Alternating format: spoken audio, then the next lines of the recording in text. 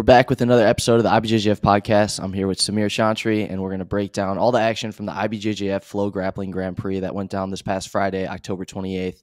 Samir, thanks for being here. Of course. Thanks, Danny. Man, wow.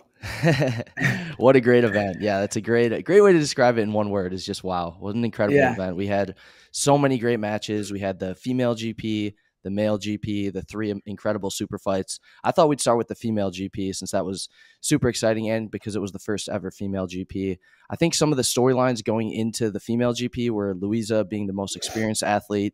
Anna was coming off a Nogi Pan title and just had a lot of momentum going into the event. All the competitors commented that Maisa was the most technical competitor in the bracket. And then we had Janaína, who was a late replacement for Natalie Ribeiro. She joined the group about a month before the event, and she was extremely successful and had such a great turnout. So let's talk about Janaína's first match with Louisa to start.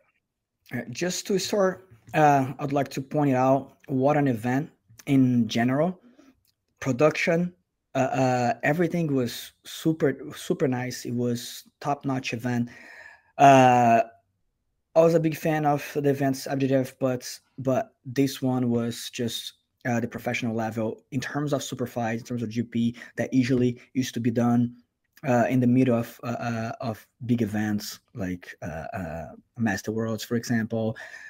This was a different environment, a different event. I really liked it, and man, for the Jiu-Jitsu, this was I'm sure this was a huge step. So thank you IBJJF and congratulations on this big step. Regarding the GP was amazing. The girls really it really did not disappoint at all. How excited I was to watch this GP. I mentioned here before in the preview how that GP was probably what I was looking for the most into this whole event, and did not disappoint me at all. The girls really put on a show. They really did an amazing job on their matching. How the match makes how the matches were made was absolutely incredible too. Like how that first match, Janaína Lavery and Louisa, was, you see how even it was. And we mentioned about this match that happened before. I believe it was on Janaína's first year as a black belt, and she fought a super seasoned competitor as Louisa. Louisa was already a two-time world champion, and they tied up. It was a tight match. And then now, also, she goes and do really well. Her guard, how offensive her guard is, how she was using the lapel. And not only that, there are ways you can say people using the lapel to stall a match, and there are ways you can say people using the lapel to progress and to score off of that. And this is definitely the way that Janaína was using that. Always hard to score and putting a good lead against somebody like Louisa, which has been on the top of all the weight classes that she goes. If she is competing lightweight or she's competing middle, or she's competing middle heavyweight, she's always on the top of any weight class she competes, often winning open classes too. So scoring against somebody like Louisa is definitely not an easy task. And she used her guard really well. She used her abilities. She used her game. And man, what a match and what a win for her. You talked about the match with Louisa at the 2021 Worlds with Janaína, and that was such a close match. It was a ref's decision. This one was pretty close too. Janaína ended up winning 8-6 by a sweep, but in the interim, before the end of the match, it was a very tight, very evenly contested match. Yeah, it was, and she used a little different strategy towards the end to win a different sweep. And Louisa tried to capitalize that, and that's the thing about a champion too. Like she always trying to the person who is experienced, they always try to find a way. They always try to look for it, and they don't hesitate, And Louisa realized she was getting swept, and almost turned into like a knee bar. She actually not almost, she did turn into a knee bar, a super good and straight and tight knee bar. But man, Janaína was perfectly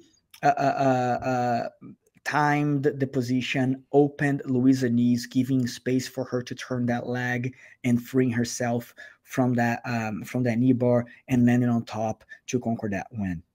That was a great win for Janaína. Great start to the bracket. She got the win 8-6 over Louisa. On the other side of the bracket, we had Maisa Bastos and Anna Rodriguez. Anna had worked to put on a little bit of size for the event. I think she weighed in pretty close to the lightweight limit. Maisa weighed in quite a bit under, and you could see some of that size difference coming into play in the match. Anna was able to get 2 sweeps, ended up winning 4-0. What were your thoughts on Maisa and Anna's match? It was a great match. We've seen that match before too. I think in the 2021 Pan Am's finals, Yep. Where Maisa also moved up, but that time to light featherweight, and they fought.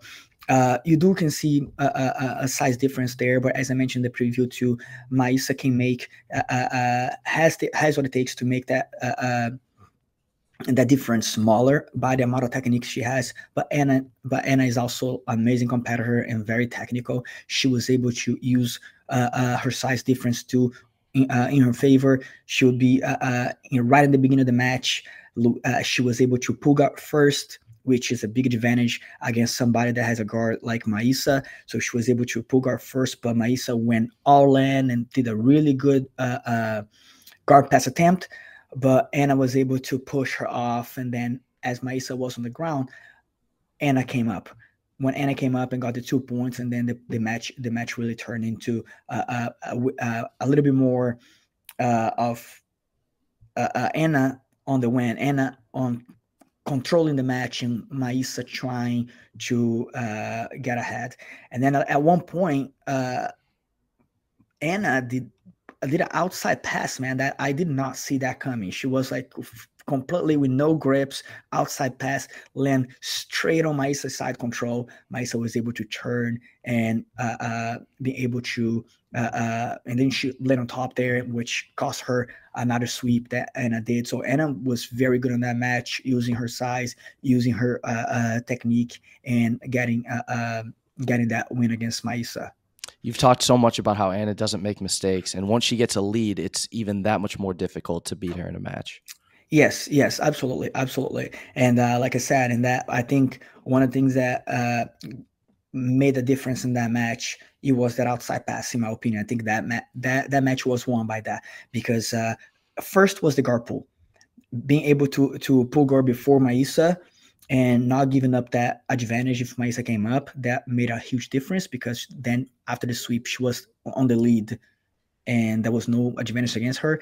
And then her being able to score that advantage by going towards Maisa's side control there, that made a huge difference there too, because then she was on the lead the whole time. And like I said, once she was on top there, she wouldn't give any space to Maisa. Maisa tried and a lot of attempts there to get underneath her, but Anna was like so good on keeping her weight, keeping Maisa off of her, and getting the win by not making mistake, literally.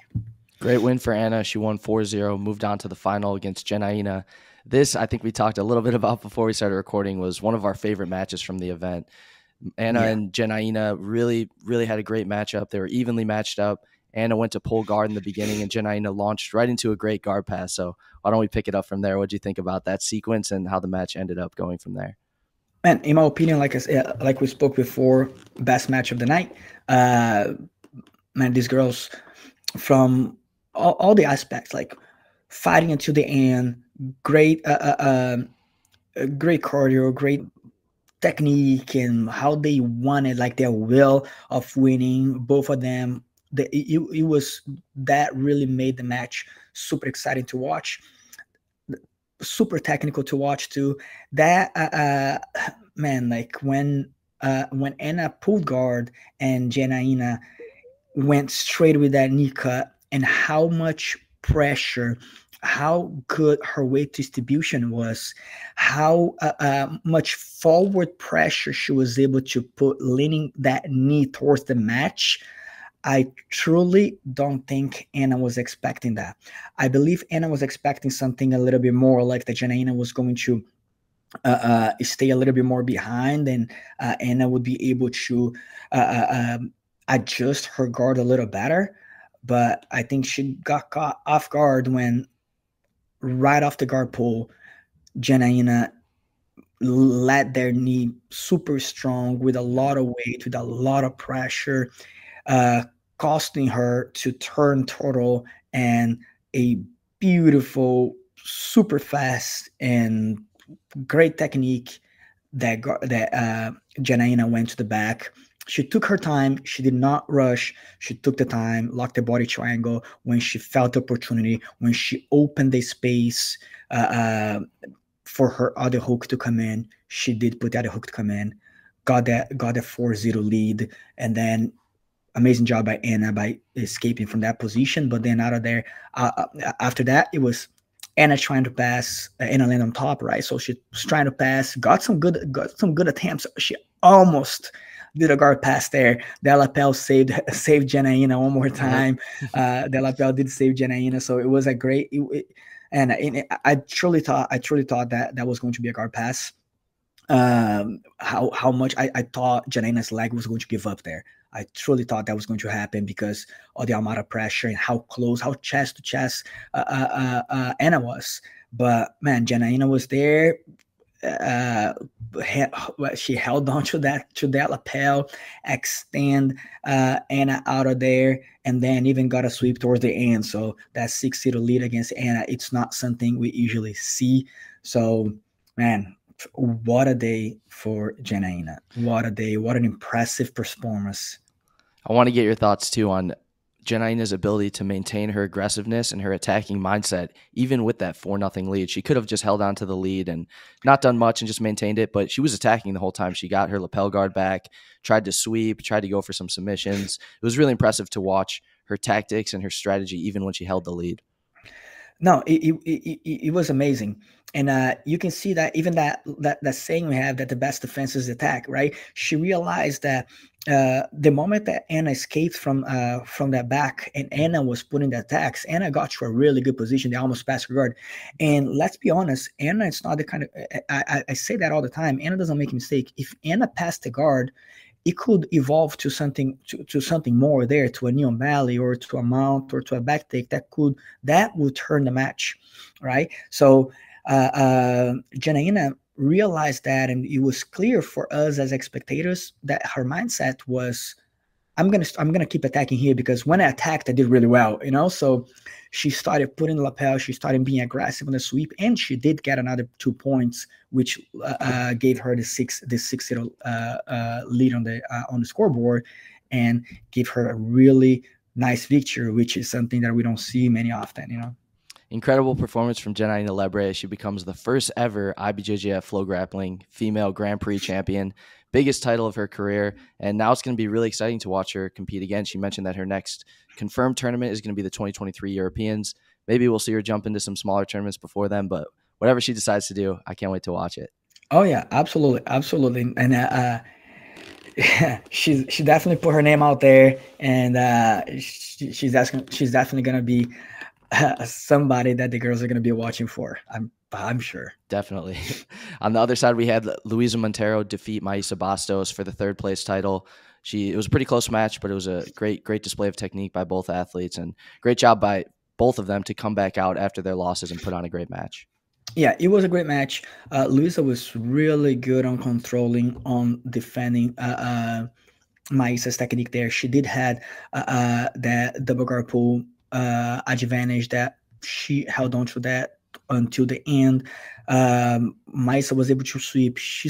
Luisa swept right back. Like, she did not waste time there on bottom. She swept right back, and it was a matter of her defending Maisa's techniques, putting some guard pass attempts there, but her ability to stay calm under some really tough situations there in terms of almost getting swept, it was incredible.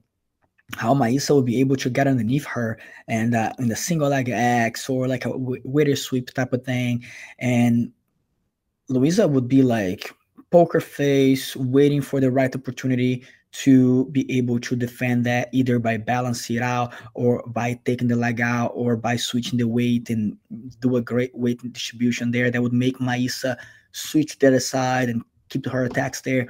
It was just it was incredible how, if you really pay attention to the match and really read the match there, how much technique was going on there, and how much, like Maisa's ability to move around and go side to side and change techniques there. Luisa's ability to move her weight and distribute her weight in such a great way that would keep somebody like Maisa to not develop techniques like that you see Maisa doing with every other girl. It was definitely super impressive to see the job that Maisa was doing and the job that Luisa was doing. Maisa even got the back exposure there a couple times, but Luisa was really really good on defending those. Great technical match, man. Like analyzing that match by the technical aspect of it, and like the invisible jiu-jitsu, like that us as practitioners, as spectators, can see that a lot of people wouldn't be able to see. You know what I mean? So it was a great technical match for sure. Congratulations to all the female competitors. It was 4 great matches and an amazing outcome. Really exciting stuff. Any final thoughts on the female GP? Hey, went right there when my expectations. I was super excited to watch, and it did not disappoint at all. Really like to watch it. I'm excited for the next female Grand Prix. And man, congratulations to Janaína. What a performance! Incredible. Let's move on to the male medium heavy GP. In the preview, you talked about Isaac being the only world champion going into the bracket, and he really showed why he's a world champion. He competed so well, both strategically and technically, had some great matches. His first match was against Andre Porfirio. Let's start with that one. What were your thoughts on his match with Andre? His match with Andre was it was great. The whole tournament. Isaac was Isaac. He do not expose himself. He goes, he defends really well. It's just so hard to score on that guy. Like you can see him scrambling out of positions that you may think like, oh, it's there, it's gonna go, and it doesn't happen. Like Isaac's ability to block any technique that's going against him, and not backing out from positions, it's incredible. And I mentioned that in the preview, and he showed that. His match with Andre Porfirio, it was very dominant performance. Isaac did really, really well. That beautiful takedown in the end, and then his ability to, in one explosive motion, be on your side. It was definitely the Isaac style there. Conquering side control, very strong side control. He attempted a Kimura, didn't get it first, and then he got a second one. Very good performance of Isaac. He showed in that first match, he showed us what he was there to do. Like, hey, this is me, and this is what I do, and this is what I'm gonna be doing. And he great performance on that first match. Yeah, that's a great point. He mentioned coming into the match that he wanted to put on a show this tournament. He wanted to not only win his matches, but also have a great performance and give the fans an entertaining match. He did. He for sure did. So let's move on to Ronaldo Jr. and Manuel Ribamar. This was a really close battle. I can't wait to hear what your take was on this one. It was a great match. It was some good takedown exchange there. Ronaldo with a beautiful takedown attempt in the beginning of the match, and then it wasn't successful, but got the advantage that he was on the lead for a long time on that match. He was able to do some guard pulls, work from the bottom a little bit. Ribamar wasn't able to develop so many guard pass attempts there. That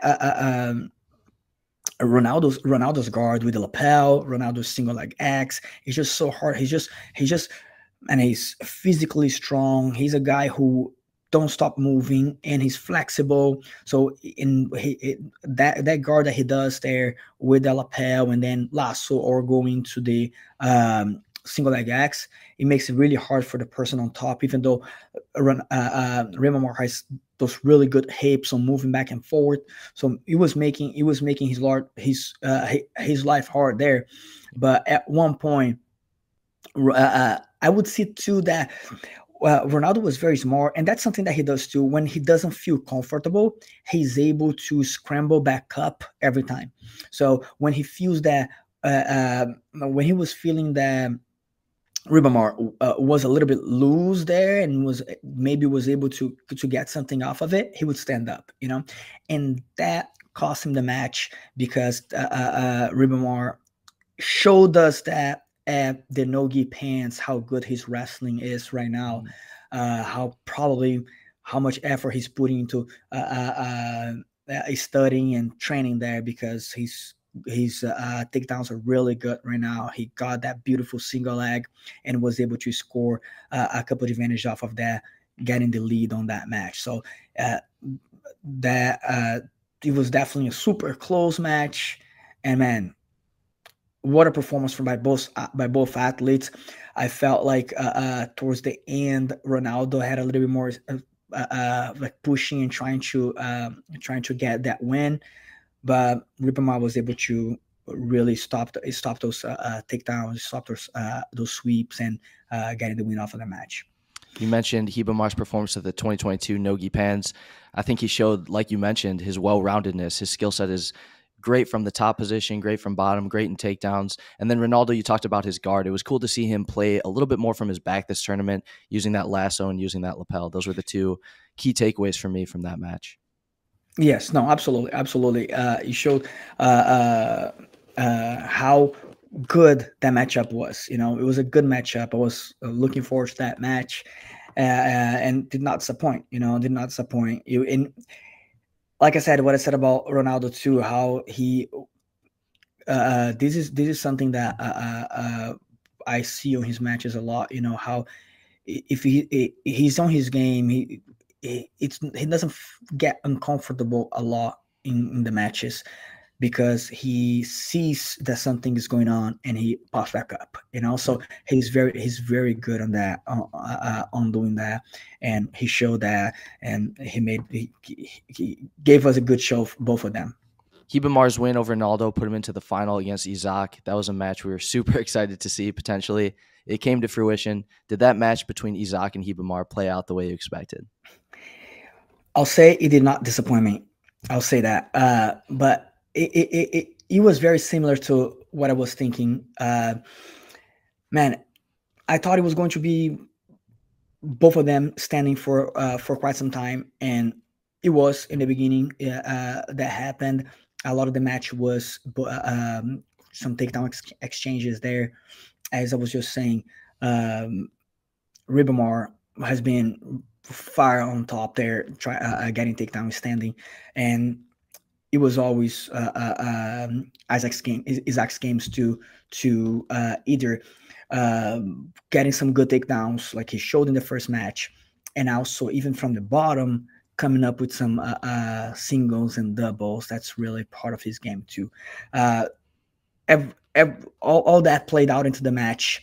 Both of them really good. But one thing that I mentioned before, and that it was, in my opinion, the deciding factor about that match, it was Isaac's ability to, with one quick motion, he's right on your side.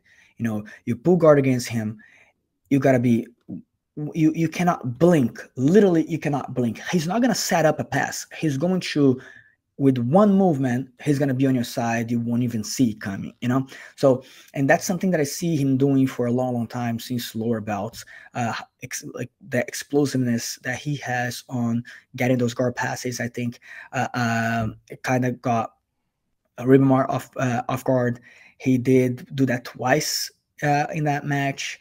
Got a couple back exposure there 2 times, getting him the lead on that match. Great fight between them. Super exciting to watch. Both of them very aggressive. Both of them fighting to the end. But I think Isaac shut Ribamar's game down by being very good on defending the techniques, defending the guard, and as Ribamar would try to expose himself a little bit more to try to get something off of it, he would go and with one movement get you Ribamar side control, making Ribamar, forcing Ribamar to turn and getting those advantage off of that. So it was a great match, man. It was a great match. I think it's a great matchup too. And I'll say one thing, is that kind of match that if play out more often, will probably have like different ways, but maybe different results. But I'll say that it won't be much difference. I think their game matches up really well.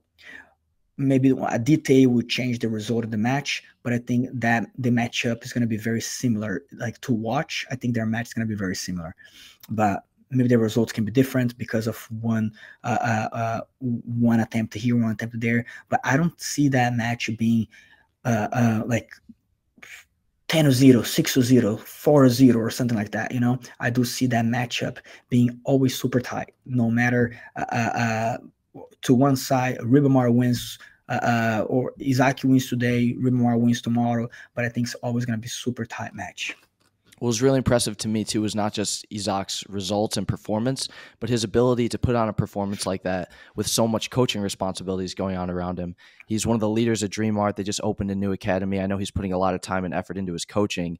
As someone who's a coach and an athlete yourself, how difficult is that when you have more business and more coaching responsibilities on your plate to be able to put on a performance at a high level like that? It's there's one thing that I say, not a lot of people agree with me, but I say that I always say that to be a champion, you gotta be selfish. You gotta be at least somewhere. You gotta be selfish. You gotta think about yourself. You gotta think about your training. You gotta have focus on you. The focus has to be on you. I've been coaching for a long time. I've been an instructor since I was 20, 21. So I had to split that responsibility too. But at one point, you got to focus on yourself, want to do the camps and everything. And what Isaac has been doing, splitting his attention and competing the highest level and winning in the highest level, it's very impressive. It's definitely really, really impressive. And not only winning, like you mentioned, putting a great performance, So doing all that in the moment that he is, splitting his attention, not being selfish to be there, it's pretty impressive. Definitely impressive moment that he's living there. He's super young still, 26-year-old, still has... we see him as a seasoned competitor, right? Because he has been on the top for a long time, but he's just 26. So he still has, we're still going to see his name up there for a long time, I believe. After the match, he talked about his 2021 Worlds Final with Tynan Daupra. He mentioned he would potentially want another match with Tynan, feels like it could maybe go differently. Is that a match that you'd like to see? I think it's one that most Jiu-Jitsu fans would, but I want to hear your take on how it could potentially be a different match this time. Absolutely. I was looking forward to that match so much. It was a little bit more not a lot of movement as I wanted to see as an spectator, because I do see both of them with amazing jiu-jitsu and amazing potential. That matchup has the potential to be like one of the greatest match of all time, because of the ability they have, how good they are, and how much they want to win. You see both of them competing, and you see how much they want to win. They fight until the end. They're not the kind of guys that are gonna get at the end there, and it's gonna be trying to start the match. They're gonna go for broke. And I like to watch both of them, how aggressive they are. And you watch Isaac competing. He is aggressive, his aggressiveness plays an important role in his game. You see Tynan competing, how much forward pressure he puts. If he's on bottom, he's trying to submit, or he's trying to sweep. He's on top, he's trying to pass. He never backs down. He's always going to be going forward. So this matchup, but the thing is, we got to see from the perspective of finals of the world, both of them are incredible. Tainan was his first year as a black belt, trying competing against somebody that has won that before, that has been that before. So a lot of other things plays into that match. Yeah. So I believe now that Tainan is more established into his black belt, more confident into his black belt, and I think the sense of the feeling of redemption that Isaac must feel like I want to win now, So I think that can fire up that match. And I think that match, it's gonna be different than it was. I think that match is gonna be. I think the fans should want that match. The fans should look forward to that match. I am a big fan of both of them. I am somebody that's gonna be really expecting a great match, and I can't wait to see that match. And hey, IBJJF, please make that happen. Can't wait to watch that one coming up soon, hopefully. And before we get into Tainan's super fight, he had a match at the Grand Prix as well. Let's just mention the result for the third place match. Ronaldo Jr. took on Andre Porfirio for the third place in the medium heavy GP bracket. Ended up showing off a lot of his guard passing. Ended up getting the back and getting a choke from the back. So that was a great match, a great showcase of some classic Ronaldo, more of his guard passing and a little bit less of his guard. Yeah, Andre Porfirio has an incredible guard, man, and to be able to show some great performance there, some great guard passings, and being able to expose the back and finish from the back, Ronaldo definitely showed his jiu-jitsu there, and he showed a great performance all around in that tournament, So, but this match was he was a little bit more free and was able to utilize more of his game and apply more his game and against Andre's guard, and was able to take the win off of that. So we mentioned Tainan already, so let's jump into his super fight. He faced Rodrigo Lopez of Double Five. Tainan came into this match as a two-time world champion, undefeated in IBJJF competition as a black belt, and he really showed how well-rounded his game is. He played on top, he played on bottom, he ended up finishing with a really unique armbar submission. What did you think about Tainan's performance? How impressed were you? I'll be very honest. He just did Tainan things. He did Tainan. He did what Tainan do. That's what he does. That's what he has been doing, impressing us every single match. It seems like more and more he shows his improvements on not only in the performance, but in the technical aspect of it. You see that his game is more refined every time he competes. You see that he makes less. I'm not going to say he makes less mistakes, because you rarely see him make mistakes, but he gives less openings, less opportunities to his opponent every time he steps on the match. It just seems like that kid evolves every second of the day, every day of the week, every week of the month, every month of the year. It's crazy to watch that kid. Like, he gets better and better every time. Impressed us one more time. Did not surprise, but impressed. Yeah, very dominant performance. His technique, his passes, his guard, that unique armbar you mentioned. I've seen him doing that before. I was even doing that in class yesterday. It's a really good technique. You don't see very often. I'll be very honest. First time I saw it was him. I think it was last year or at the beginning of the year. But I did see him doing that on a match before, and a beautiful technique there. His guard passings, his ability to connect techniques, his ability to break off of guard, clearing the knees, just Tainan things, man. Tainan things. He impressed us one more time. Great performance, man. Congratulations, Tainan. What a performance. When I had Tainan on the podcast a few months ago, he talked about why it was so important for him to be well-rounded, because he feels like he can take the match in any direction, any position, and still have offense from there. And it was so true, and you could really see that play out in this match. Absolutely. You see from the bottom, he works on his sweeps. He works his triangles. You see from the top, he works different techniques. Passing to one side, pass to the other, leg drag, long step. Always very dominant. And you look at him, he's like, like stoic. Cold, like, yeah, like no face expression. He seems like he's always very calm and knowing what to do from every direction there. Very impressive performance. And yeah, like I said, he did 10 things on that match and did not disappoint at all. Congratulations to Tynan for an amazing performance. His teammate from AOJ, Jonata Alves, also had a super fight. Jonata took on Matias Luna from Checkmat. These guys have faced off a bunch of times in the colored belts. This was their first time facing at black belt. This was a very close match. These guys are very evenly matched. Ended up in the 50-50 where they exchanged sweeps. Final score ended up being 10-10 with the ref's decision going to Jonata Alves. Any thoughts or comments on the Jonata Alves-Matias Luna match?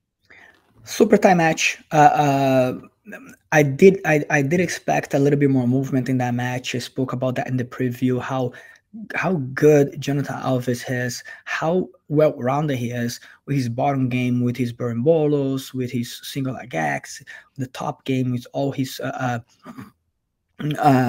passes and leg drags. How good he is on doing that, and how Matias is a showman too, man. Like that kid, you let him lose, you see. Like I've mentioned before many times about his match is one of my favorite matches of 2021. If I'm not mistaken, was his match against Ronaldo, the finals, I think, of the American Nationals. Yeah. What a match, you know. Like you let Matias free, he's going to be moving and really pushing the pace there, and his technique's really good too. Jonathan was able to shut that down. Both of them was they stuck in the 50-50 for a long part of that match, and 10-10 decision to Jonathan Alves. Super even match.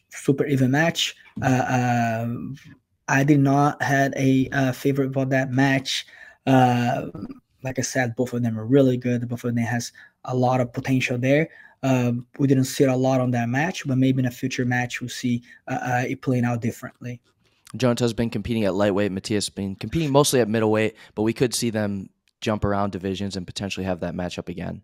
Yeah, absolutely. Especially if you see maybe a open tournament or something like that, and Jonathan moves up and they potentially fight.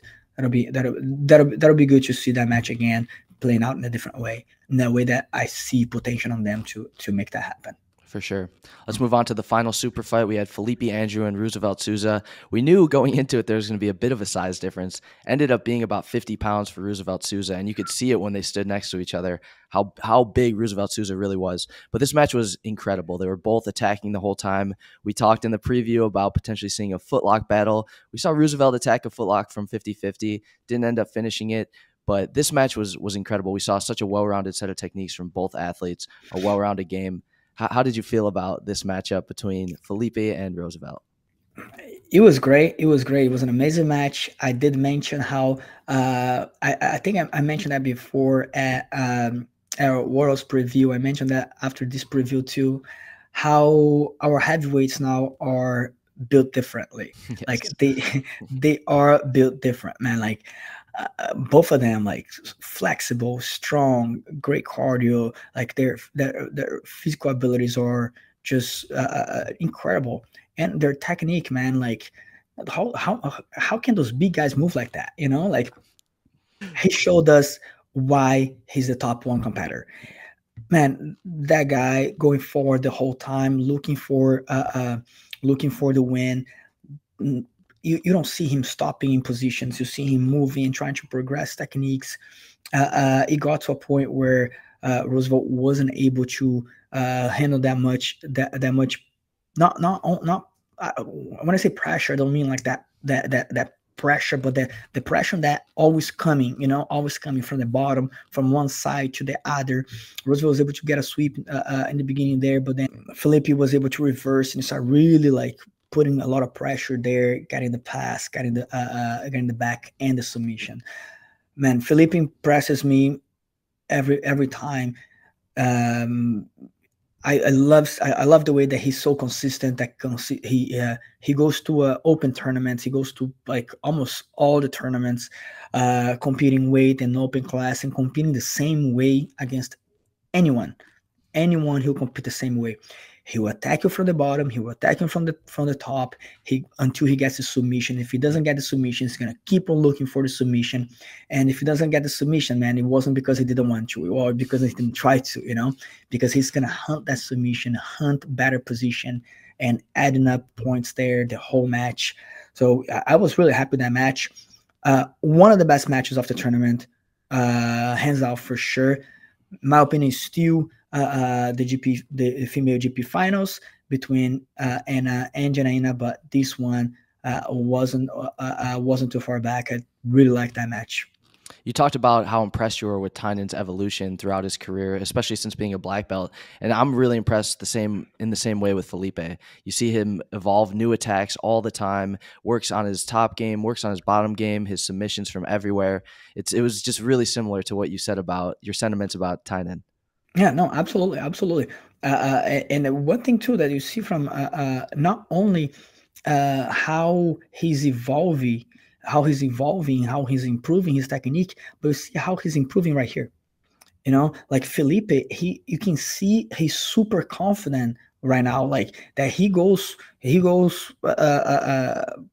against anyone the same way. That shows a lot of power, a lot of mind power there, like really going advancing positions, and no matter if he's on bottom, no matter if he's on top, he's always going to be trying to go for the next move, for the next move, for the next move. And also, Felipe is super well-rounded. I can tell you, like, hey, if somebody goes and do this, that's going to cause him trouble, like he's very well-rounded. He's really good from the bottom. He's really good from the top, showing even more improvement on his top game too. Man, that kid's on fire. He's on fire. And he has been showing that not only this year, not only last year, he's been showing that very consistent for the past years. Definitely. So we covered the female GP, we covered the male GP, all three super fights. Any final thoughts on the IBJJF FloGrappling Grand Prix? Like I said in the beginning, congratulations, IBJJF. Not only congratulations, but thank you, IBJJF, for this great event, for this great step up. Definitely the best GP that IBJJF put. I truly liked the format. I truly liked the professionalism. It's definitely a huge step for Jiu-Jitsu, huge step for the professional Jiu-Jitsu. Great things on the way of this generation. And man, I'm stoked to see the next ones. Me too. If you guys want to go back and watch any of the matches from the IBJJF FloGrappling Grand Prix, you can go to FloGrappling.com. All the replays are available there. And be sure to tune in on Friday, November 18th. We have the IBJJF Absolute Grand Prix. That's going down in Costa Mesa. Samir, thanks again for joining me, and thanks everyone for watching. We'll see you guys soon. Thanks, Danny.